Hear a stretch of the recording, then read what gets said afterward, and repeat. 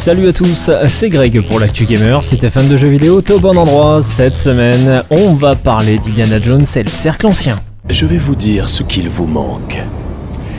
Dr. Jones. Pendant que vous meniez votre petite enquête, je vous manipulais, vous. Vous espériez peut-être trouver un sens à votre misérable vie. Au lieu de finir ici, mort et oublié dans les sables d'Afrique.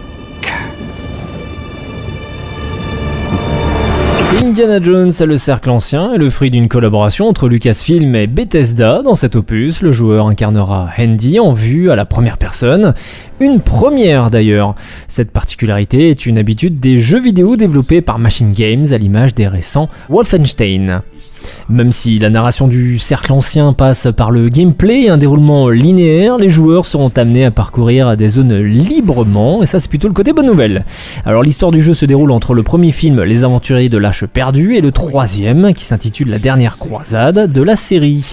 Ils devront résoudre de multiples énigmes pour en apprendre plus sur un artefact dérobé. L'expérience a été pensée pour que le joueur n'utilise son pistolet qu'en dernier recours. Il faudra sortir le fouet pour attaquer. Le soft sort le 9 décembre prochain, c'est-à-dire dans quelques semaines, et c'est-à-dire même un an après Indiana Jones et le Cadran du Destin, le dernier long métrage qui est considéré par beaucoup comme un flop.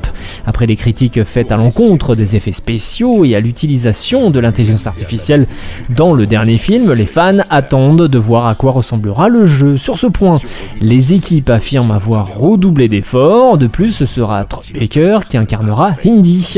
L'acteur qui avait notamment prêté sa voix à Joel pour The Last of Us s'avère être un grand fan de l'explorateur. Prévu sur PC et Xbox Series le 9 décembre prochain, rassurez-vous, le jeu sortira également sur PS5 au printemps 2025. Voyons si vous arrivez à suivre. Comment ça, si j'arrive à suivre ?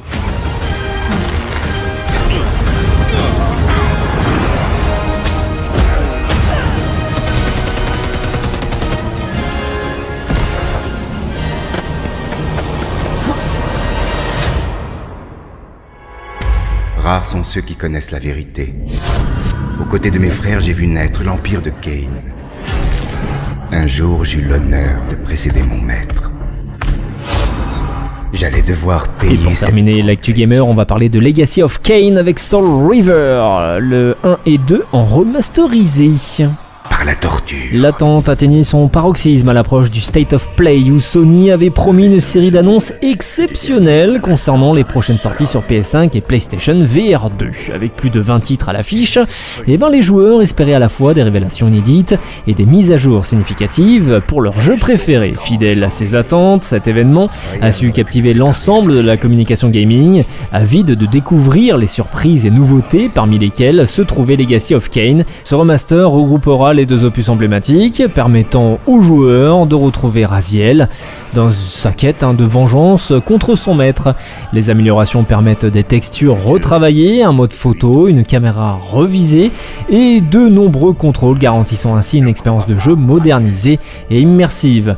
Pour y jouer, il faudra attendre le 10 décembre prochain sur PC, PS4, PS5, Xbox Series, Xbox One et Nintendo Switch. C'était Greg pour l'Actu Gamer, bon game et à la semaine prochaine.